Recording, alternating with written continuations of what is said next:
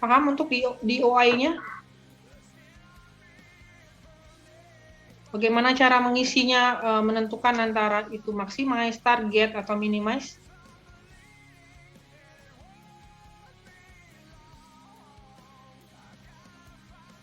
Siapa yang paham? Raise hand aja. Raise hand kalau kamu sudah paham.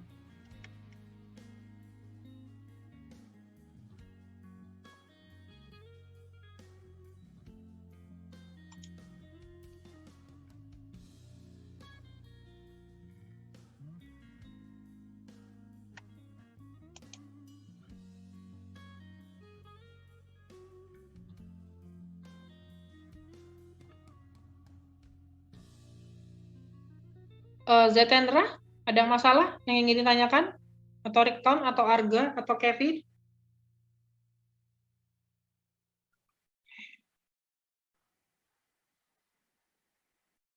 Menghitung yang mana?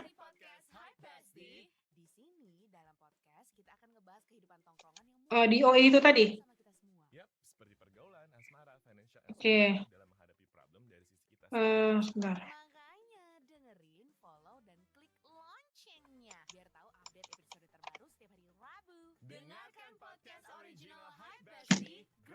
Nah, DOE ini cuma sebenarnya, saya kasih share lagi ya. DOE ini, Direction of Improvement ini sebenarnya adalah fokus kita untuk pengembangan produk, fokus. Jadi kan kita pasti sudah punya ya kompetitor 1, kompetitor 2, kompetitor 3, dan kompetitor lainnya. Kita sudah tahu kelebihan dia, kekurangan dia apa. Sementara kita harus memposisikan produk kita. Produk kita ini kan masih belum launching ya, masih baby juga belum gitu, masih direncanakan. Nah, pada saat kita merencanakan, otomatis kita akan melihat kompetitor kita.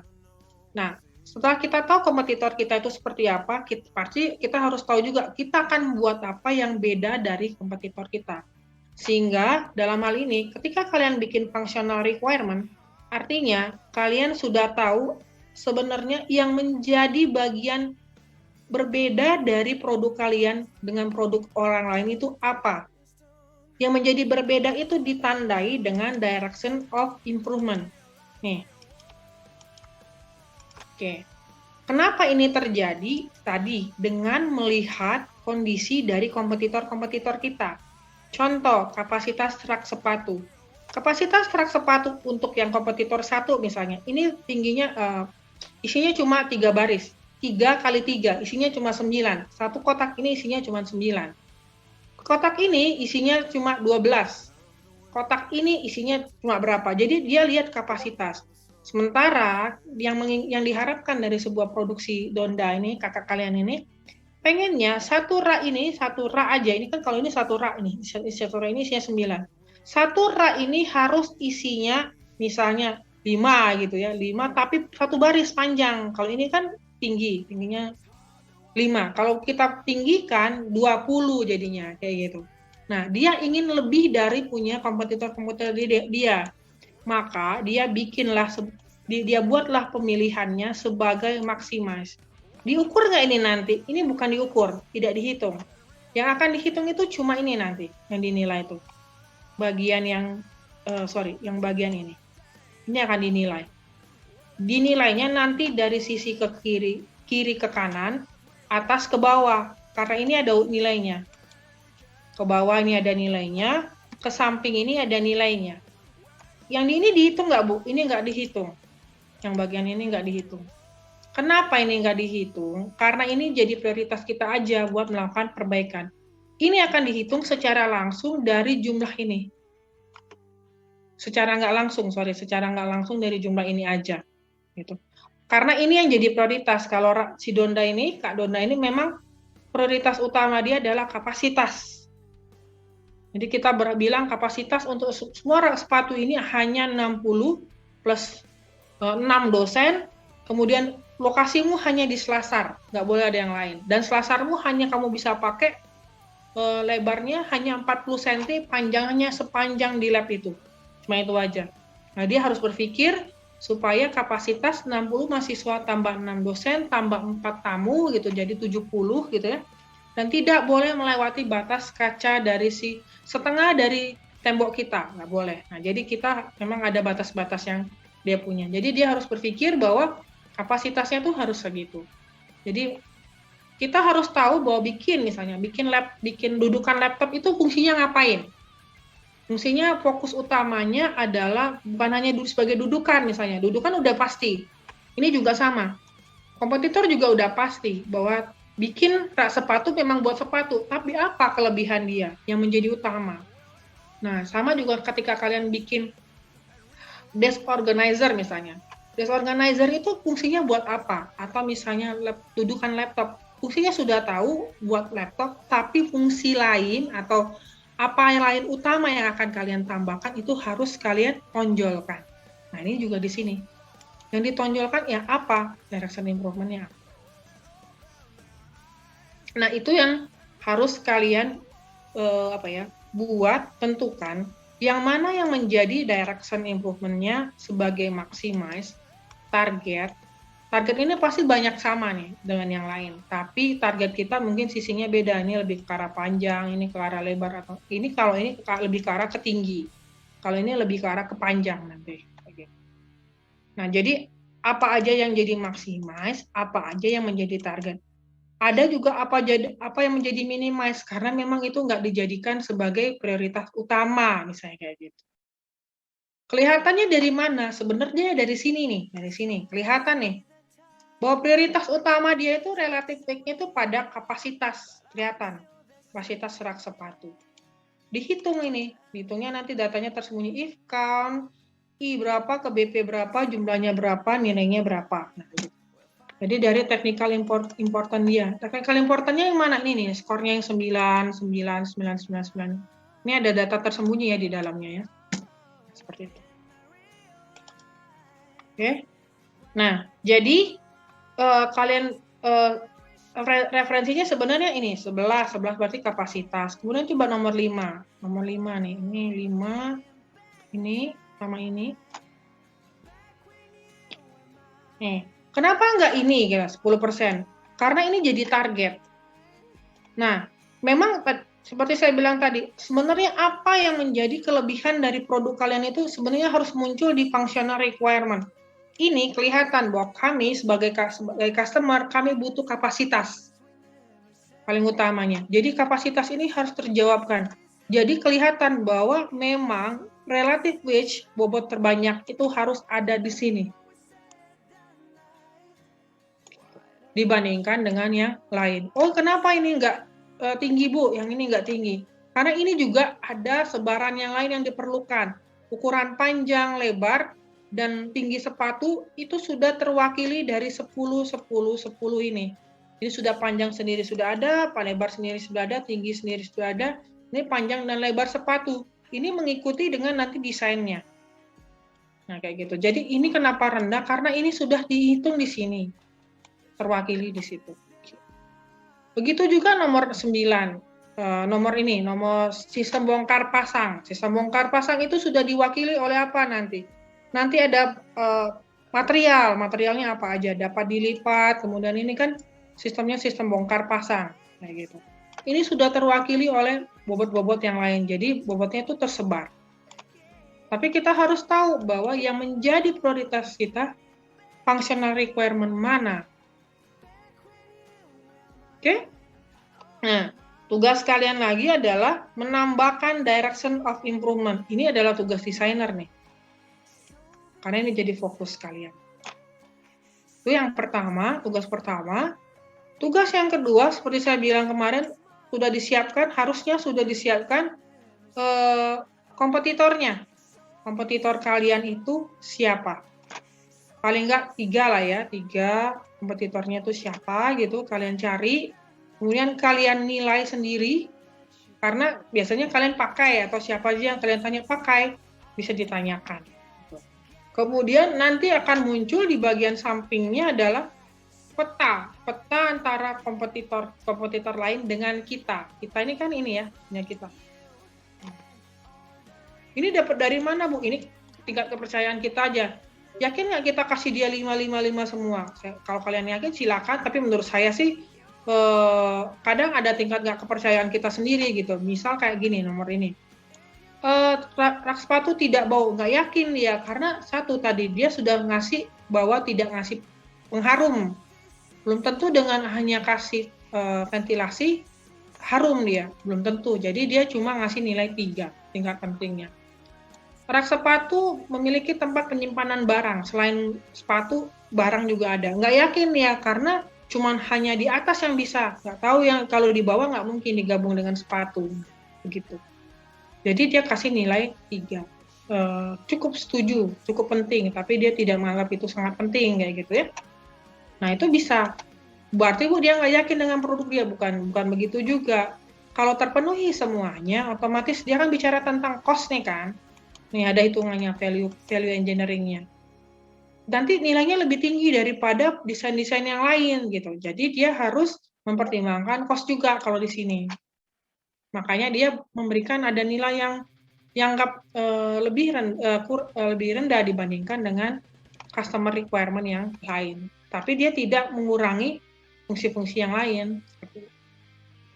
Oke, jadi yang paham untuk yang harus diisi sekarang adalah direction of improvement-nya, kemudian customer-nya itu siapa, kasih nilainya, kemudian jangan lupa untuk menyebarkan Excel ini ke orang lain, tapi harus dijelaskan isinya seperti apa. Kemudian baru nanti setelah itu, pertama tadi ya jelasnya, yang pertama ini isi dulu. Kalau ini isi, ini harus tahu dulu benar apa enggak ini functional requirement-nya. Kemudian ini diisi. Jadi kemarin ini udah diisi ya yang ini. Hubungan antar antar functional requirement. Kemudian yang kedua, tugas kedua adalah menghitung, memberikan penilaian kepada kompetitor yang sudah kalian tunjuk, 3 gitu. Kemudian menilai juga produk yang akan kalian buat. Nanti akan muncul itu peta antara kompetitor kalian dengan kalian sendiri. Itu 1, 2. Kemudian yang ketiga adalah membuat si penilaian ini berdasarkan kuesioner, bagi kuesionernya, bagi ininya Excel-nya ini ke 5 saja responden yang kemarin, lakukan penilaian buat rata-rata ya, hasil penilaian seperti ini. Kemudian sama juga kompetitor kalian juga harus dinilai berdasarkan functional requirement. Tadi penilaiannya berdasarkan customer requirement, sekarang kalau ke bawah itu berdasarkan functional requirement, ini dinilai. Siapa yang nilainya? Kalian sendiri. Nih, kalian sendiri. Ini. Jadi yang di bawah penilaiannya berdasarkan functional requirement, kalau yang di samping berdasarkan customer requirement. Paham untuk penilaian yang ini? Yang ke kiri, yang ke kanan dari mana? Yang di bawah dari mana?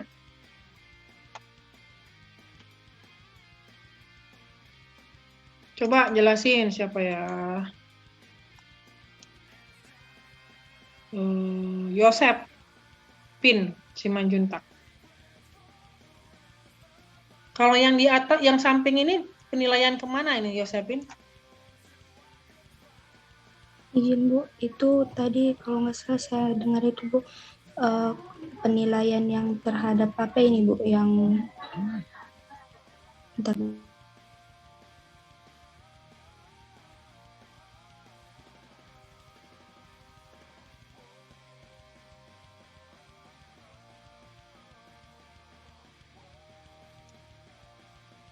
Terhadap apa? Siapa yang mau bantu? Itu Bu. Nah. Itu Bu, kalau penilaian itu Bu, yang kompetitor itu Bu, itu penilaian yang customer requirement itu Bu. Oke. Kalau yang di samping ini ke customer requirement. Kalau yang di bawah ini?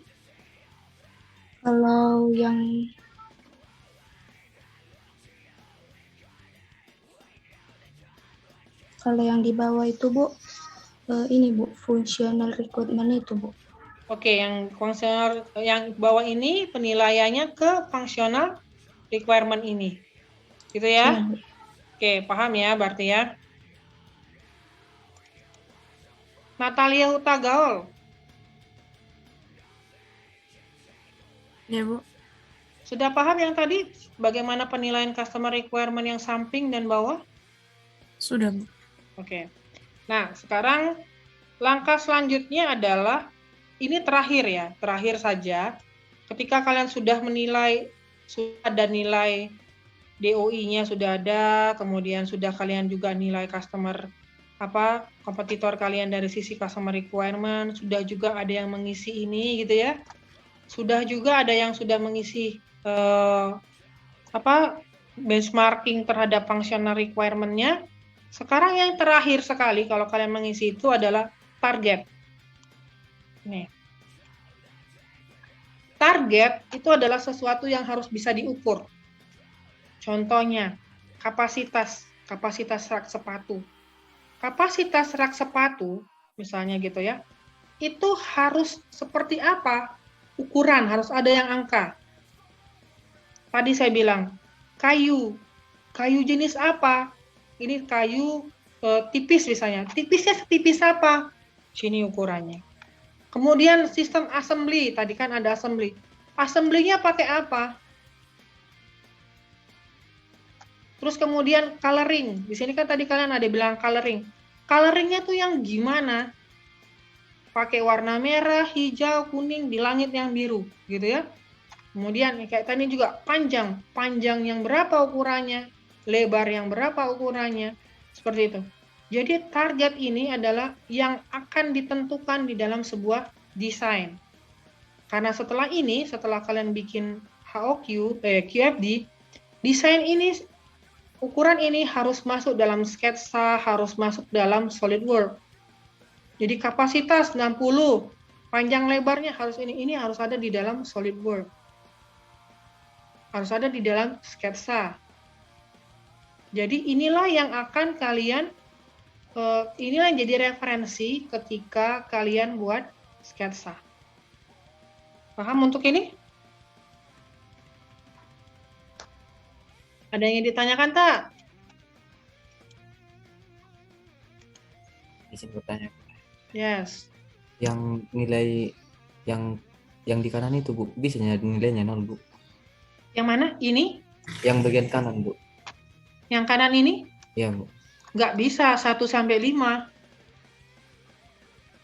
Ini sama dengan skalanya dengan yang di sini loh.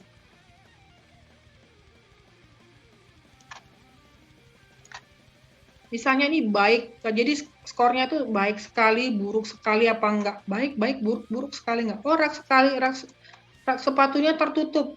Berarti ada buruk sekali misalnya, karena buruk sekali itu enggak ada. Karena ini enggak ada tertutupnya, ini terbuka gitu. Menurut dia kayak gitu.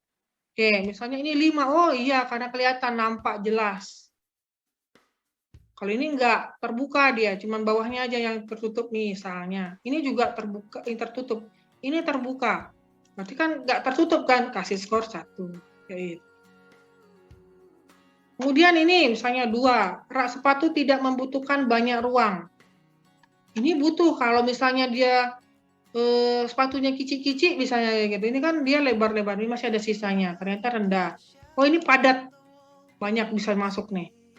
Nggak ada celah-celahnya. Ini juga ada 1, 2, 3, 4. Memang sudah dibagi dia 1, 2, 3. Cuma 3 satu baris, 3 satu baris, 3 satu baris. Kalau ini jatuh dia, jatuh sifatnya bisa bergabung dengan sepatu-sepatu lain. Nah jadi dikasih nilai 2, 2. Ini bisa jatuh karena ada bolongannya sampingnya. Jadi belum tentu dia tidak membutuhkan banyak ruang kayak gitu. Gitu. Jadi skornya itu 1 sampai 5.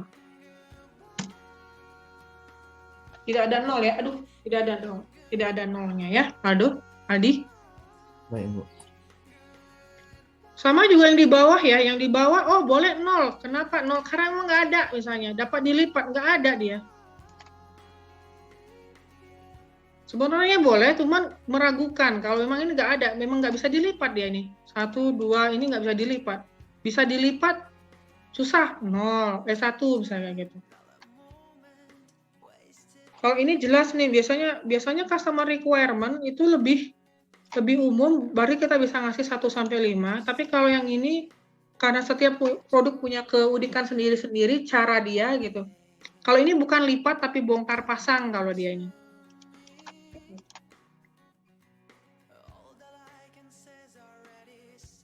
Nah, untuk yang ini ya, weight chart gitu ya, relative weight gitu ya, ini itu sama hitungannya dengan yang di sini ya, di sebelah samping. Nah, ini sebenarnya kalau ini otomatis ya. Nah, ini sama hitungannya. Ada hitungan if count atau repetition gitu-gitu ya. Nah, atau kayak mana, ini hitungannya sama. Kemudian ini juga hitungan sama, if count 0 ini nilainya 9, ini nilainya 3, ini nilainya berapa. Kayak gitu. Ini ada yang salah nih kayaknya. Oh, ini nilai maksimumnya berapa? 9, ini nilai maksimumnya berapa? 9, 9, 9. Cari nilai maksimum dari data ini. Kayak gitu. Sama ini juga lihatnya kayak gini, cari nilai maksimumnya berapa. Nah, kalau misalnya di sini diganti, berarti nanti nilainya di sini ada 0 atau 3 atau berapa. Jadi ini tergantung pada yang mana yang paling besar nilai hubungannya. Kayak gitu. Ada yang ingin ditanyakan terkait ini? Bu, izin bertanya, Bu. Ya. Ini kan Bu Excelnya nanti dikirim ke 5 responden gitu kan, Bu. Iya. Nah, kalau kan pastinya respondennya nanti milihnya mau beda-beda dia, Bu. Kayak semisal ada yang milih dia titik hitam, terus ada yang titik putih, terus segitiga. Nanti kami narik kesimpulannya dari 5 responden itu kayak mana, Bu, untuk ngisi hubungan si Watt sama si House ini, Bu? Bisa rata-rata, bisa terbanyak. Jadi itu tergantung kebijakan kalian sebagai desainer aja. Oh, kalau aku pengennya nyari yang terbanyak aja, Bu. Oh, yang terbanyak itu lingkaran bulat berisi. Itu aja.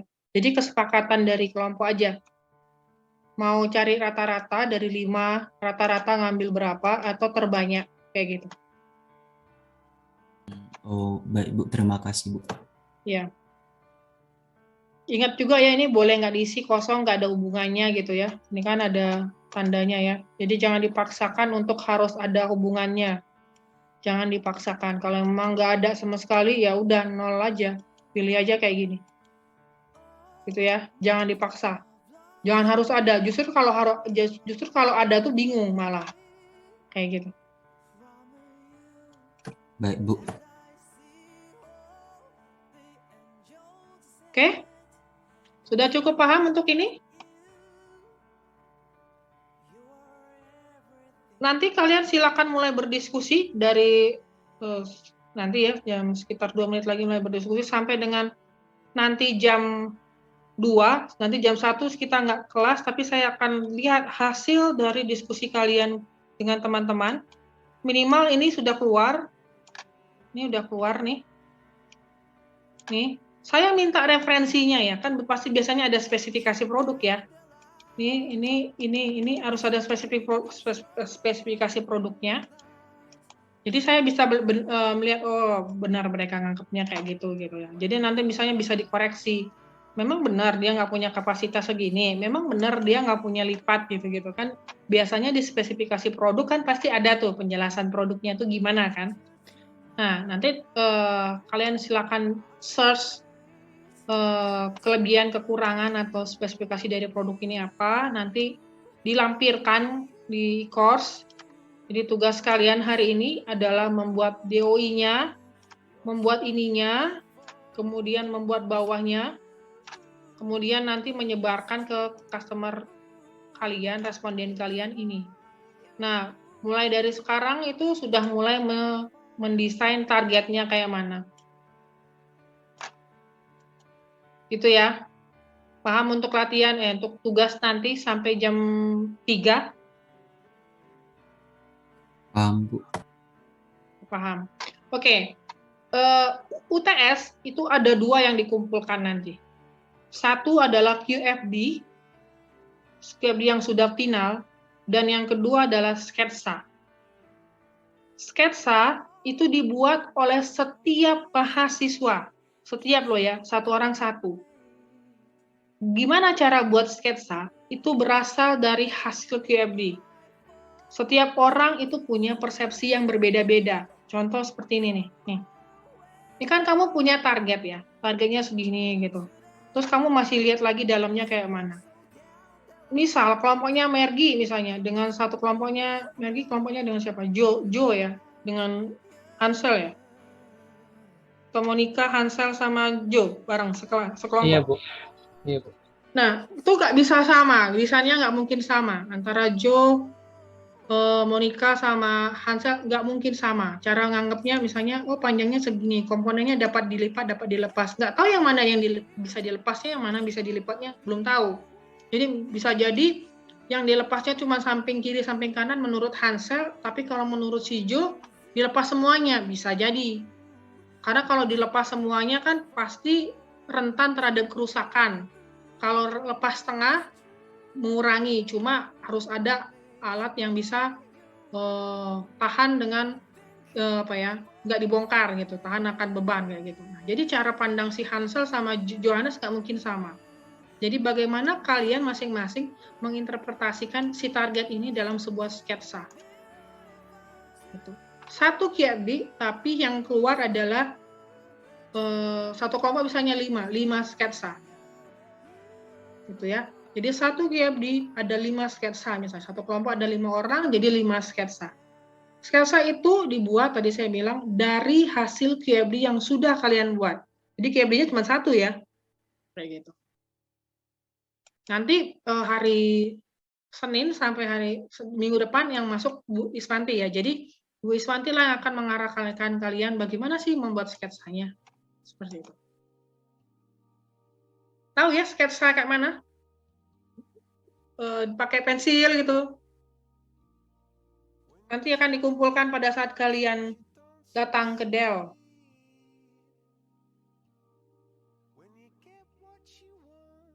Paham untuk UTS-nya?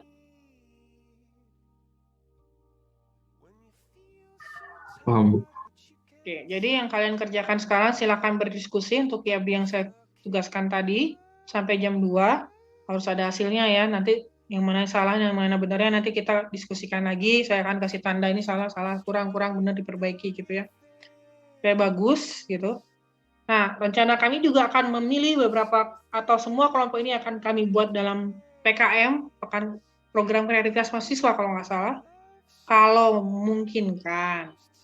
Kalau nggak memungkinkan ya tugas biasa, kalau memungkinkan sekali ikut lomba kayak gitu. Jadi supaya nggak hanya terpajang di lab atau terpajang di lantai 2, tapi terpajang secara nasional gitu ya. Nah, jadi buatlah yang bagus. Nah, Pak Yosef bilang bagus, sip, kata dia. Jadi berarti harus dibuat dalam bentuk PKM nih.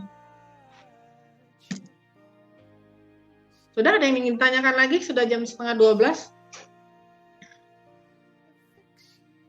Cukup paham? Junedi, Jo, Hansel? Cukup, Bu. Paham, Bu. Silakan berdiskusi dengan kelompoknya masing-masing sampai jam 3. Nanti